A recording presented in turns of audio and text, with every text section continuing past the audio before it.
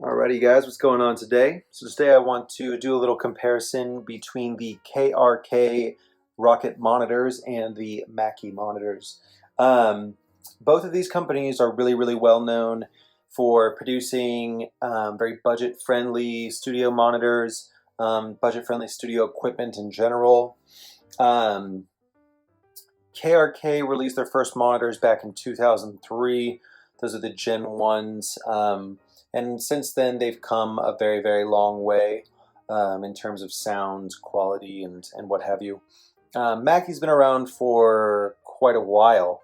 I'm pretty sure Mackie started in the late 80s, and some of their first monitors came around in the early 90s. But they've also come a long ways. They've changed their monitors over the years. And honestly, both of them are really great budget-friendly monitors in general. They both have their own pros and cons, which is kind of why I want to get into them, because a lot of beginner producers and mix engineers kind of look at these and say, hey, they're both really inexpensive, but which one is best for me? I have the ROKIT G4 8s right here. These are definitely one of the most popular types of monitors that are around right now. The 8s are great because they just sit right in the middle of the range between the 5s, which to me don't have enough low end, and the 10.3s, which are just too big. They're more midfield monitors. So the 8s are really nice. They're very easy to integrate in just about any studio setting. Whether you're in a smaller room or a mid-sized studio, these work really well.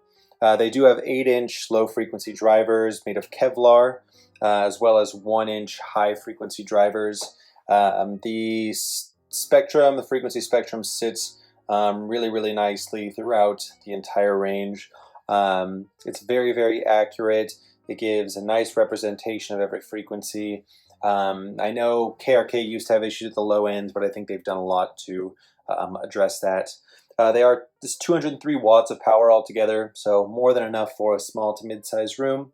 And they do come with cool features such as your auto standby, which turns the speakers on after 30 minutes of non-use, as well as the small equalizer that is on the back for adjusting the frequencies in your room or mixing environment. These speakers are most compared to the Mackie MR824s because those are also 8-inch Mackie monitors, and they're pretty much in the same price range. The Mackies, they're also very accurate across the entire spectrum. To me, they don't have as much low end as the G4s, but if you look back a year or a couple years when KRK was at the Generation 3s, the low end on the Mackie monitors would have definitely triumphed, in my opinion. The Mackie are cool because they use what they call a logarithmic waveguide design. Essentially what this does is it enhances the stereo image all the way across. So when you're sitting in between your monitors, you don't have to be right in the sweet spot of the tweeter to really get the most out of it, which is just kind of a cool design in my opinion. They also come with a 1-inch dome tweeter and an 8-inch woofer, although it is the Mackies are made of polypropylene, which is pretty strong. It's very dynamic, it's very responsive, but when compared to Kevlar, it's definitely a bit of an inferior material. And they're also not as loud as the KRK Rokits either.